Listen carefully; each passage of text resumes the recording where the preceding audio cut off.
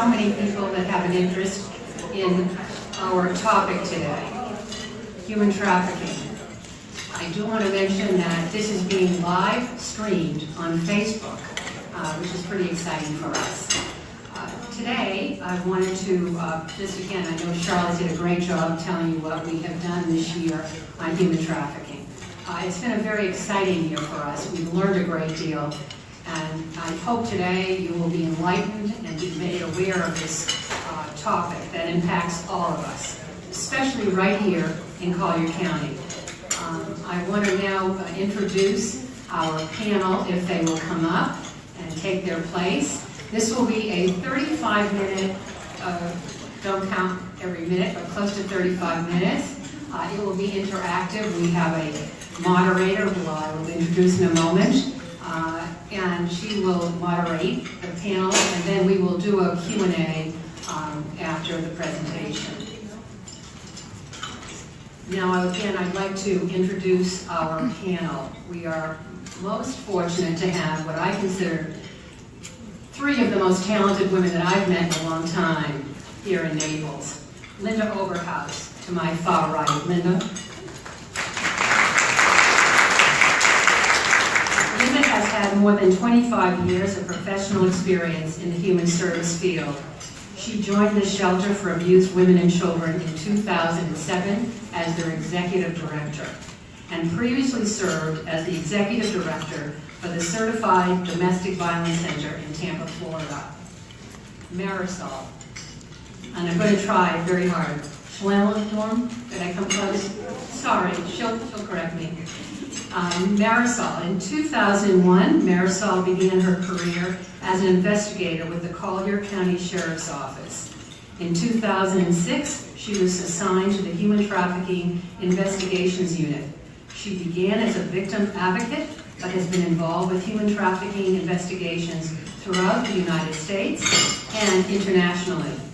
And in 2013, Marisol was recognized by the Florida Attorney General as Victim Advocate of the Year. Last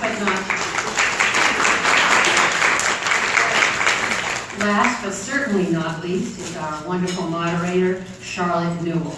Charlotte is a graduate of the Jackson Institute for Global Affairs at Yale University with a concentration in international security. During her studies, she collaborated with a small arms survey that gathered data on the illicit arms trade in Central America. This project was a clear segue into the human trafficking program at the Women's Foundation of Southwest Florida. Charlotte now serves as programs coordinator. We are most fortunate to have Charlotte serve as our moderator this afternoon, and I personally want to thank you, Charlotte, for taking on that job. And with further ado, I'm going to pass it on to Charlotte. Thank you. Is this great? I'm going to give a brief introduction before we get into the panel, but first of all, thank you so much for having us here today. I think I speak for all of us when I say that we're thrilled to be here. Like Linda said, my name is Charlotte Newell, and I'm the Programs Coordinator at the Women's Foundation of Southwest Florida. We elevate women and girls by investing in programs that educate, boost security and entrepreneurship, and advocate from a woman's perspective. So it's a pretty diverse set of programs that all serve to elevate women and girls by tackling the many issues that they face and overcome throughout their lives. I won't get into all of the programs right now, but I encourage you to visit our website just to see more of what we do outside of the human trafficking realm. But I will talk a bit about our human trafficking program, which is our main method of boosting the security of women and girls. Since our inception in 2011, we have acknowledged the role that we as a community must play in ending this horrible crime, as well as the fact that sex trafficking is a crime that disproportionately affects women and girls. Despite the fact that human trafficking is often seen as something that happens over there or in some poor country, we know that this is not the case. Victims of all ages, genders, and nationalities are both recruited and exploited in our own backyard, and it's up to all of us to help these people as much as we can. So our first foray into human trafficking was through Stop Sex Trafficking Southwest Florida, an awareness campaign that we led in Southwest Florida. And even just 5 years ago during this campaign, not many people were talking about human trafficking, and most people were still stuck in that mindset that this is something that could not happen in the U.S., much less in our paradise in Southwest Florida. So we're proud of the role that we played in helping get the word out more. Nowadays, we focus our program on supporting the work of the Southwest Florida Human Trafficking Task Force, which is co-convened by the state and U.S. Attorney's offices in Southwest Florida. We also work to support various member organizations of the task force, such as the shelter and the Collier County Sheriff's Office, and we are so thrilled with our partnerships and with the wonderful people that we get to see work every day. So to talk a bit about the discussion today, over the course of this afternoon, we'll touch on various aspects of human trafficking, particularly sex trafficking in Southwest Florida. We will also discuss what is being done to combat it and how a victim-centered approach is integral for our success. I also encourage you all to do a bit of extra reading on the topic after the discussion, because even if we have a full 35 minutes, that's not enough to touch on everything that plays into this really complex crime. And I also want to thank Misty, a survivor of human trafficking, who's with us here today. Unfortunately, we weren't able to fit you into the panel today, but we are so thankful that you're here and continually involved in this, because we know that the involvement of survivors who know what they need more than anyone else is integral to the success of the victim-centered approach. So thank you. And I also suggest that you all check out her book, which I'm going to show you is amazing. So I'm going to start off the panel by reading you the federal definition of sex trafficking, which is, quote, the recruitment, harboring, transportation, provision, or obtaining of a person for the purpose of a commercial sex act in which the commercial sex act is induced by force, fraud, or coercion, or in which the person induced to perform such an act has not attained 18 years of age. So that's a lot of legalese, and that's a very, very broad definition. So I'm going to start the panel with Marisol by asking her to describe a little bit about what human trafficking looks like in Southwest Florida beyond that definition, and who are the victims, who are the traffickers, and are there any sort of demographic or behavioral signs that you look for in either of these populations? Like Charlotte said, thank you very much for having me here. Basically in Collier County, when we first started the unit in 2004, what we would see was a lot of labor trafficking out in Immokalee. It would be more the vulnerable victims coming over foreign victims. Within the last 6 years, the trends that we've seen is our own U.S. citizen domestic girls being trafficked, basically for sex trafficking. There's still labor trafficking out there, but we're not seeing it as much as the sex trafficking. It's not that it's not out there, it's just sex trafficking is what's in our eyes, it's what's in the media, it's what everybody sees. We don't see a specific group of people, it's any economic. It could be a poor person, rich person, and we see victims of all the ages. The last couple cases that we've had, like the one we made an arrest on last year, we had about 25 victims, and they were all dependent on heroin. They were drug-addicted girls in our own neighborhood here in Collier County. They were not foreign, they were not from other states, they were all here in Collier County. So those are some of the things we are seeing now, and we're trying to give these girls help every day.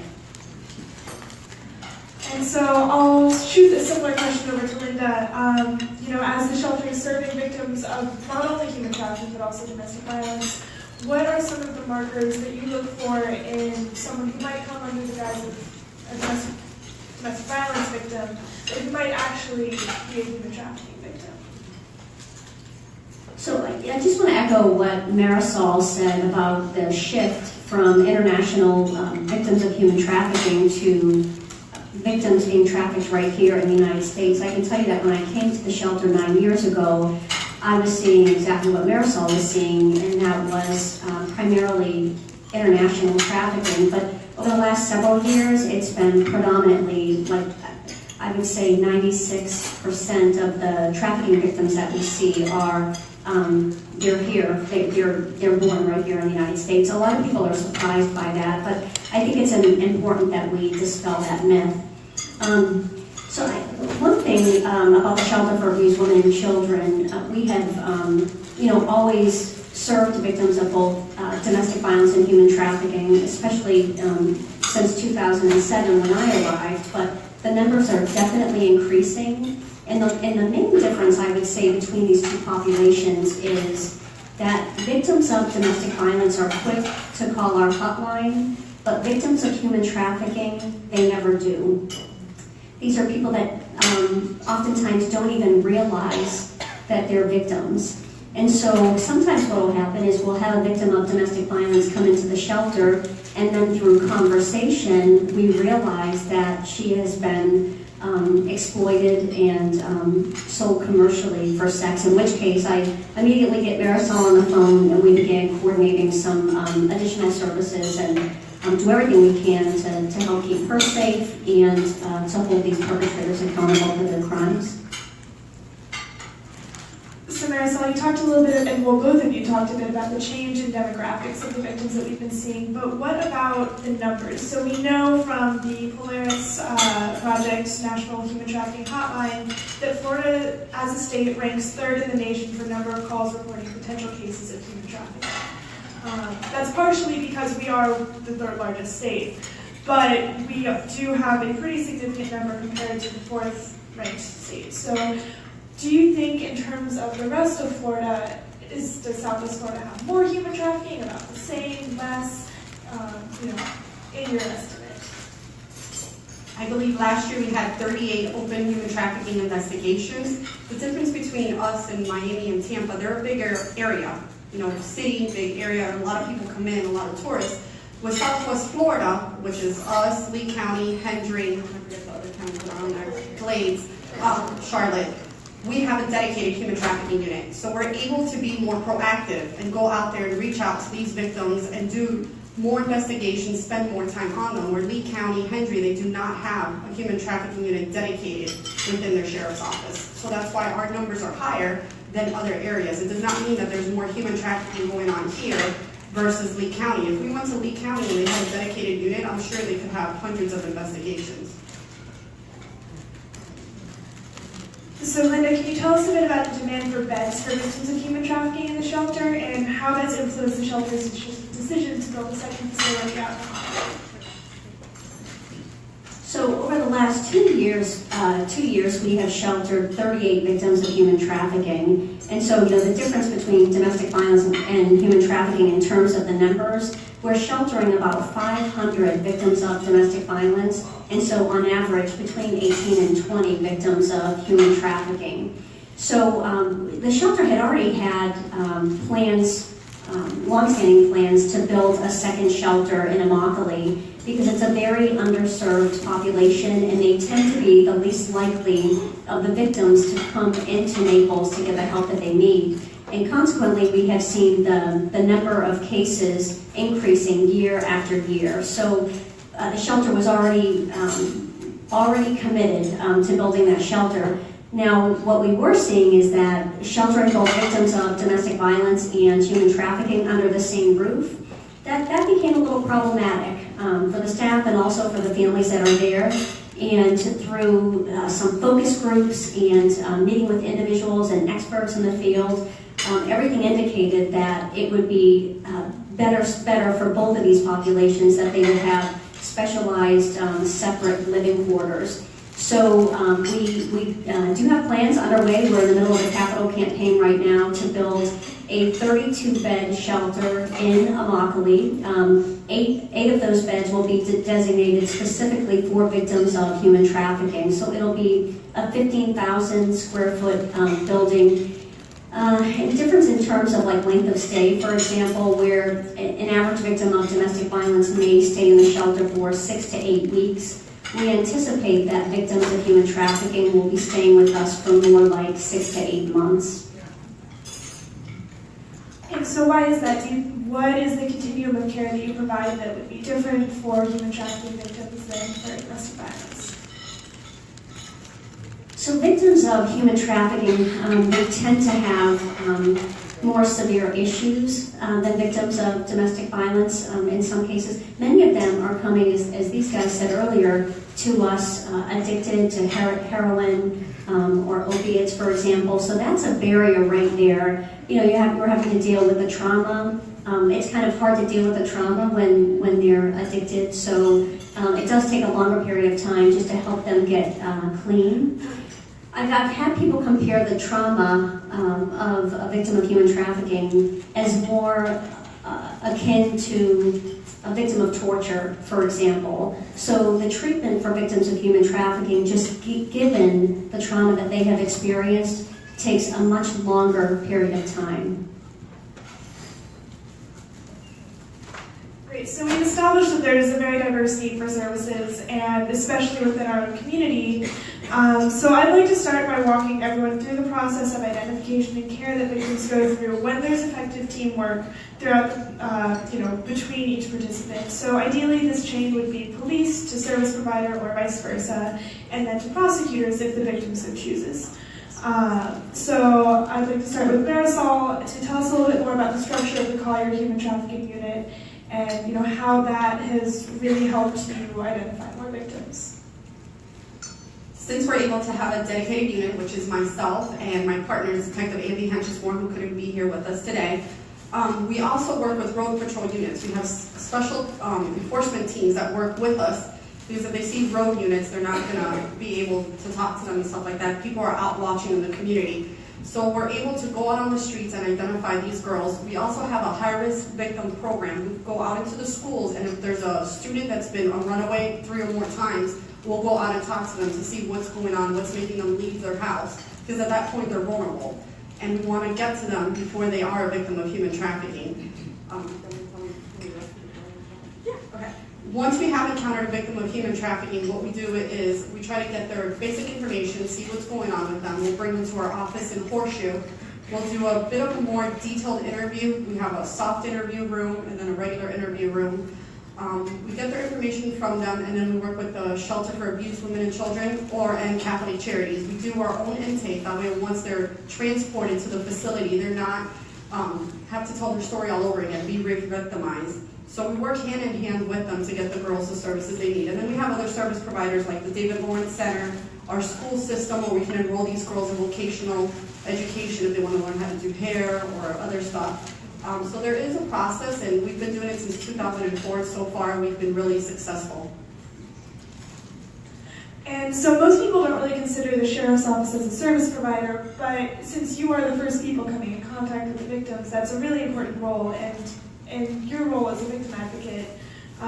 What kind of support have you and the Collier Sheriff's Office been able to provide to victims, and how does that play into the investigation process?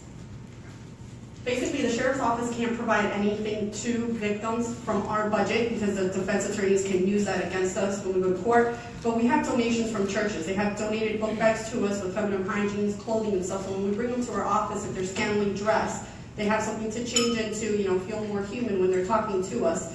Basically, my role as a victim advocate, what I did is I would coordinate services for these victims, whether it's with the Women's Shelter or Catholic Charities or any other agency that they would need services with. For example, like the health department to get them vaccines or STD testing. So we're there from the beginning of the investigation all the way to the end. If they need a victim advocate with them at time to testify, someone will be there with them so that they're not alone in those situations of depositions or going to court. And then can you tell us a little bit on your end how the partnership with the Collier Sheriff's Office works? So we have a long-standing relationship with the Collier County Sheriff's Office, and I know that in some of the recent investigations, and I'm sure that you have seen some of those cases on the news, the Sheriff's Office will be in touch with us even before they do a human trafficking bust, just to give us a heads up, make sure that we have beds available. In some cases, there may be multiple victims coming in at the same time, so we always really appreciate that. The Sheriff's Office has done just a wonderful job. Like when you look at what's happening in other counties in terms of the investigations, the prosecutions, our Sheriff's Office is, I think, just heads and shoulders above other law enforcement agencies and being proactive and actually identifying these crimes. Great, so let's start to dig a little bit into the prosecution side of things. Obviously, we don't have a prosecutor with us today, but law enforcement clearly works closely with the prosecution team. How does, you talked about the importance of a victim-centered approach and how you really take the victim's interests to heart when you're working on this, but how do you balance that with the need to make a strong case for prosecuting traffickers and protecting the victim's interests? We work really closely with the prosecutors, whether it's federal or state. Basically, since it's victim-centered, we take into account what the victim's needs are and how she would like to proceed, being a survivor back into society. So we're in constant contact with the prosecutors to make sure that we're still in contact with the victim and she is getting the services she needs while the prosecutors and law enforcement are able to work on her case. If the victim is relocated, we might have to travel to go see her to do her depositions, but that's okay as long as she's safe and she's getting the services she needs. And are there times when victims don't want to prosecute? And in that case, how do you work with getting their services served, their needed services served? Even if a victim does not want to prosecute a case, we still work with them to get the services that they need. And we still work to see how we can get some charges put on this gentleman, because we're sure that that person is not the only victim that that trafficker has put that person through. So there's still avenues that we might look into to get her services and still try to get a prosecution, even if she doesn't want to testify. Great. So, Linda, what have been some of your experiences with these same issues in terms of victims wanting or not wanting to prosecute from the perspective of the shelter? So we offer an empowerment-based program, and that just means that we respect the victim's right to self-determination, for example, whether they want to prosecute or not, whether they want to get a restraining order or not. They're certainly welcome to stay with us. So what we do is we have an advocate that's assigned to each victim that comes into the shelter, and they'll work with her every step of the way, and linking her up with services similar to what Marisol said about linking her with the health department, linking her not only for her medical needs, but for extensive counseling, for rehab if she needs that. Whatever her needs are, then we develop an individualized plan to help her be able to really get stabilized. In the event that she does want to prosecute, it's nice because this victim has a safe place to be with all the services that they need while they're working with the sheriff's office in order to get, hopefully, a successful prosecution. So we see every once in a while a big case in the news about a human trafficking bust, but we don't see it quite as often as we'd like. So, that's obviously not for lack of trying, because we have this incredibly efficient system in place. So what is it, Marisol, about human trafficking that makes it particularly difficult to prosecute? These cases are long. They're not like a car robbery where there's a guy that robbed the car and then you go and find him. These cases are expensive. You have to find all the evidence to help you prosecute this case. Some of the victims do not trust law enforcement. We have to work on our bond. So these cases can take up to a year to be able to take them to prosecution. We have to find multiple victims, and they're just not as easy as regular cases would be. And you never know what's going to happen. The victim might want to cooperate one minute, then she might be threatened and not want to cooperate. So there are things that make it difficult, but we always try our best. So now to what we can do as regular citizens. So Linda, where have you found that public education and awareness play into helping stop this crime? I think just the general awareness. I'm so just proud of our community and our country actually putting this issue on the forefront. And I just think as citizens we need to be vigilant. The kinds of things I would look for is if you have a young girl and a much older man, and she seems to be under his control, not able to speak for herself, those kinds of things. In some cases you may see where the younger girl is under the influence and it's clear that she's under the influence and he's not. And so I would say just be vigilant and call that into the National Human Trafficking Hotline, and they'll get that right to Marisol and her team so they can investigate it.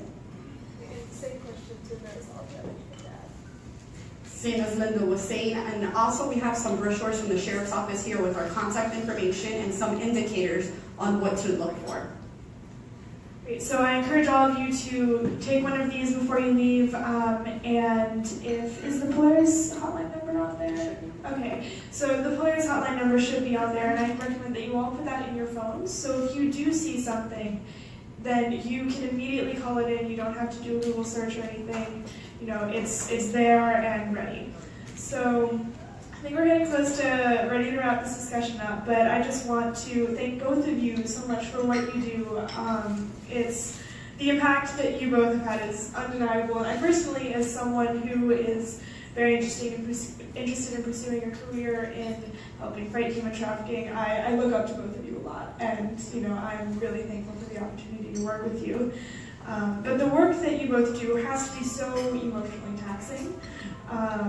And I want to make sure that everyone in the room realizes how much of themselves they put into this. So I want to ask you both, on a bit of a positive note, how do you take care of yourselves and make sure that you can keep coming back and stay healthy?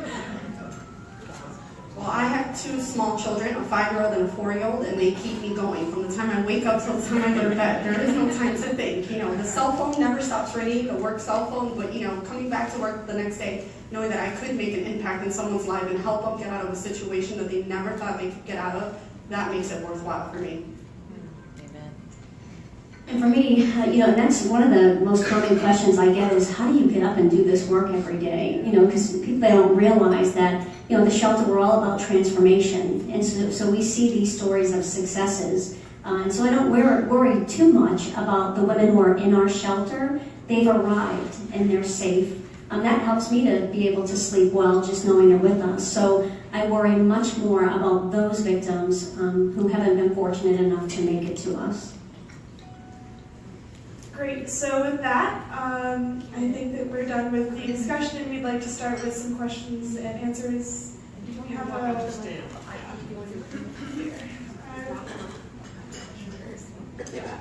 I'll just pretty loud. I was a teacher. Okay.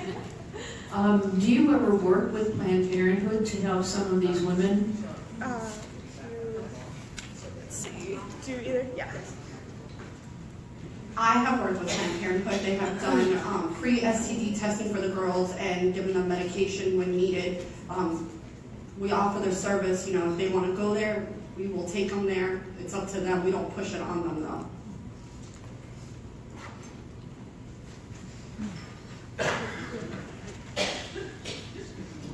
You mentioned that the women who get services do well. I wondered, in fact, what the recidivism rate might be. How often do you find women who end up back in a traffic situation?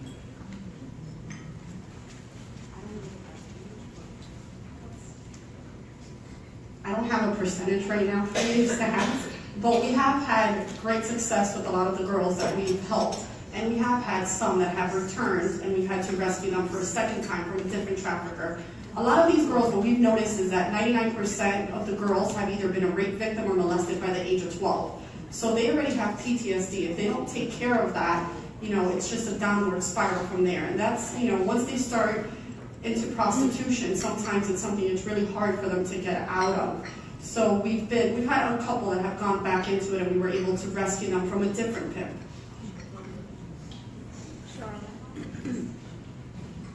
I was just curious, are there any boys that are being trafficked, or young men, as well as just women? It sounds like mostly women. We've looked, we have not had an actual male victim. We've interviewed a couple that were possible, potential. We work with DCF also. We go out when there's anything to do with children, we go out together as a team. We have not had any as of yet. Doesn't mean that we're not looking, but we haven't. Should I do 2 more questions and then? Okay. Yeah. I just like Misty. Yes, I want to make sure everyone Okay, sure.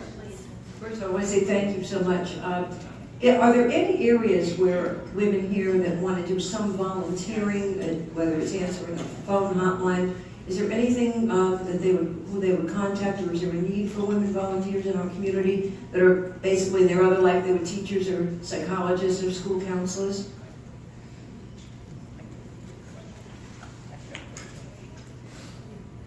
Yes, the shelter has many volunteer opportunities, including answering the crisis hotline, which obviously we answer 24 hours a day. I would just encourage any of you who are interested to visit our website at napleshelter.org, and there's a volunteer application there, and we can set you up a meeting to meet with someone and sort of match your needs with our needs.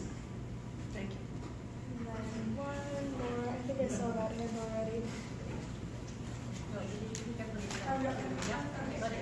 So, yeah, once we have all the questions, I would love to. I've heard recently about several programs that are generally based in the hospitality industry. One is to train the front desk staff at hotels. Generally, I think that's been some of the larger chains, but not necessarily so. And then signage posted in hotel rooms and also possibly public restrooms for women. Giving them the hotlines to call, giving them information about how to seek the help that they clearly need. Is there anything of that sort going on here in Southwest Florida?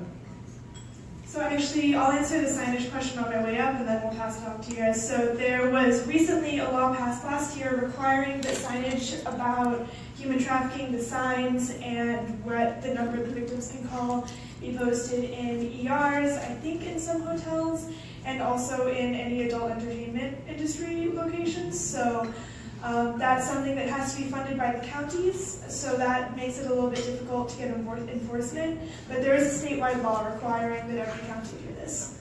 So that's, a really exciting improvement on awareness.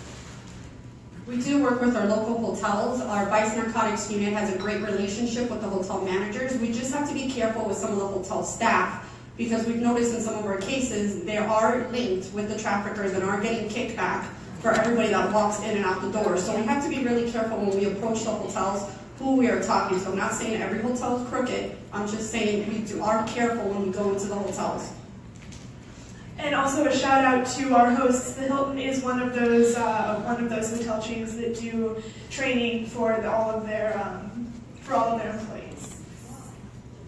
Is there a profile for traffickers themselves, and what kind of punishments are meted out in general?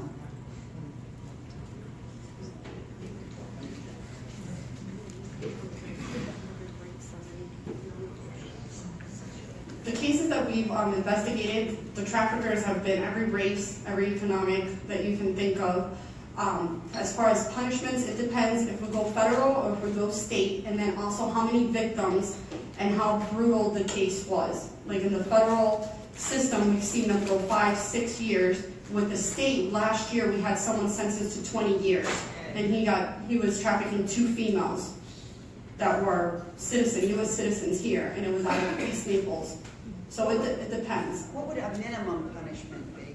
Minimum punishment we've seen has been 3 years because the victim did not want to testify. She was a victim of a rape prior and had testified and did not want to go up in court and see the trafficker and see the jury. She did not want to go, so she made a deal with the state that 3 years would be okay with her, and then he would have sex offender probation for like 6 years.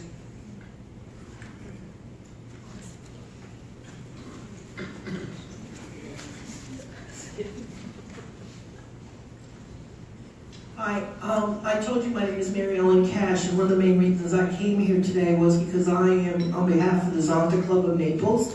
We are advocates for this initiative, and I wanted to tell you, Linda, could you speak to the bags? There's $50 bags that you can buy and give money to the coalition, Anti-Trafficking Coalition, and the shelter that they provide to the victims. So that's one way that we help. It's only $50. It includes all the toiletries. It's kind of a rescue bag. You have a name for it? Yeah, the rescue bags for the victims. So that's one thing. And then the other thing is, on Saturday, there's a fundraiser in Fort Myers. Linda, do you want to speak to that? Actually, I focus right here in Collier County, so I'm not aware of that event. We can speak to that.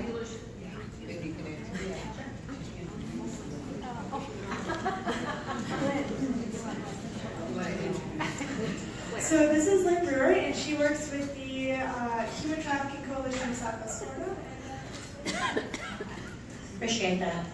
We work in 5 counties, and it is I commend every one of these ladies because they do an awesome job.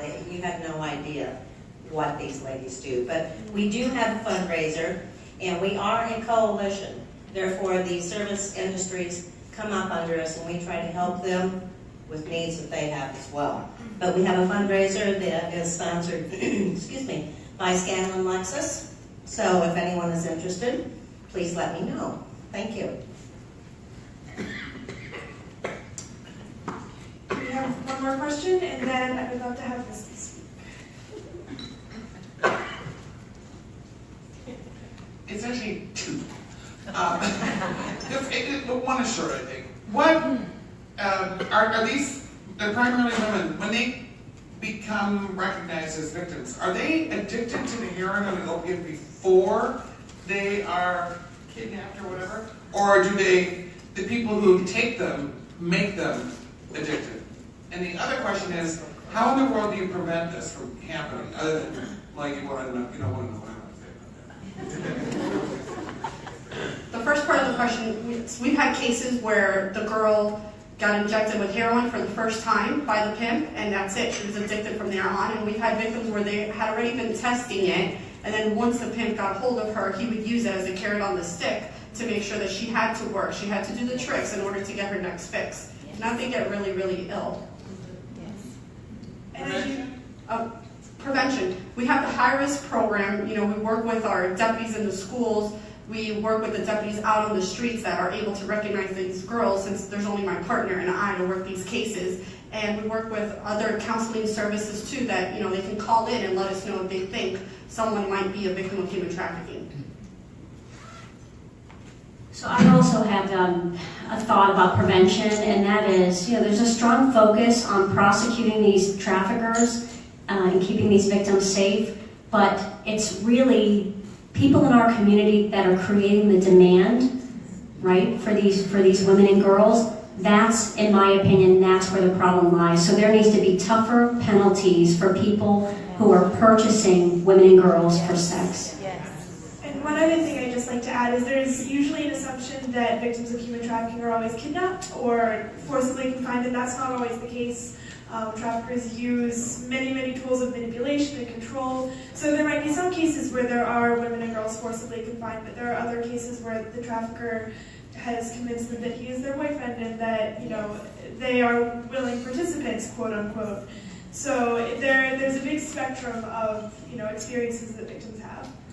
So, one more question.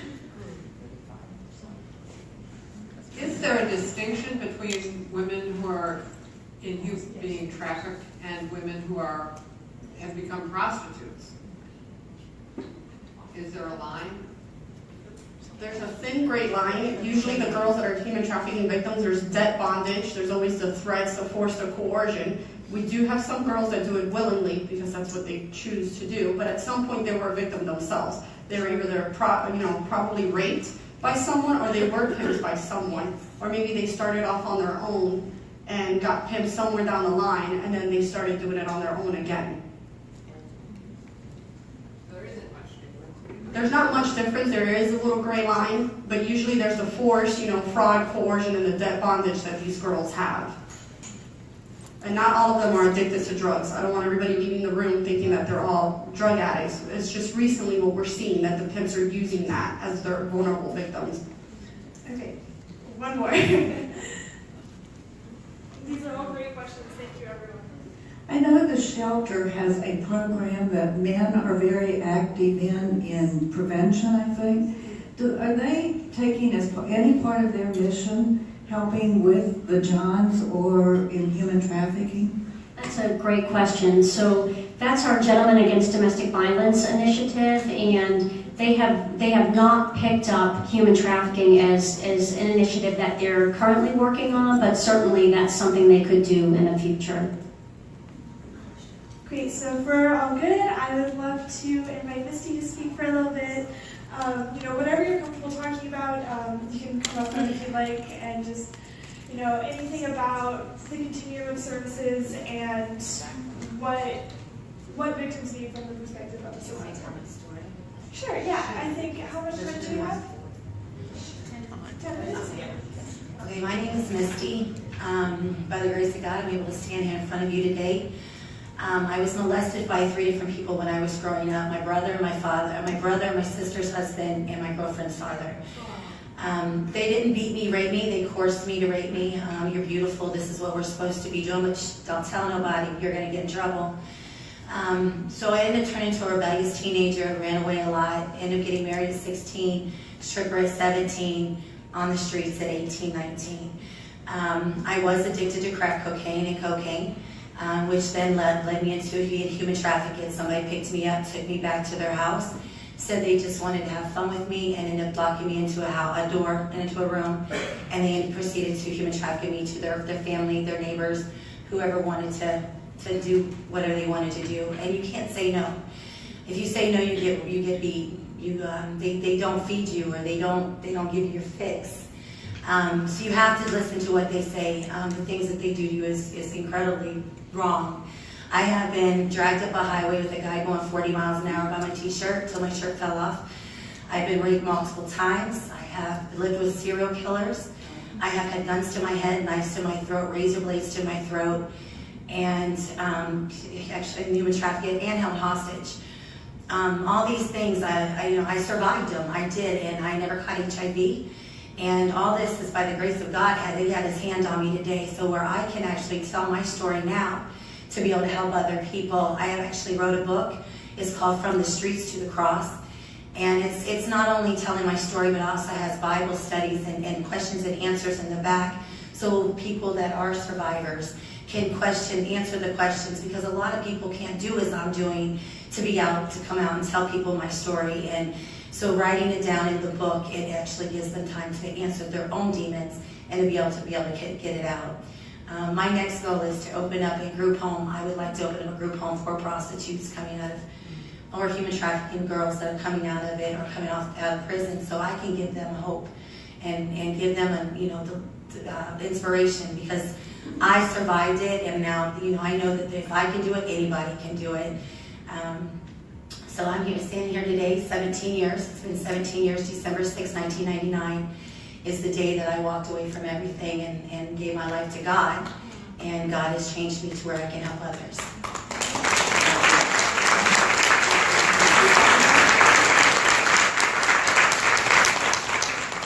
So I think on that note, we're good. I'll give this back to you, Linda. Okay, thank you.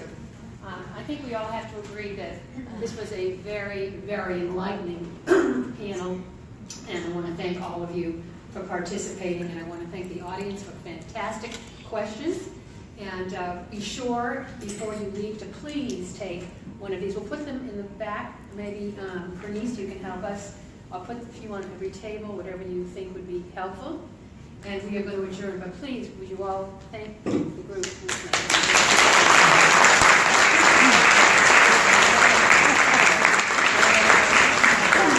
I know one thing I'm going to do right away is put that number in my phone.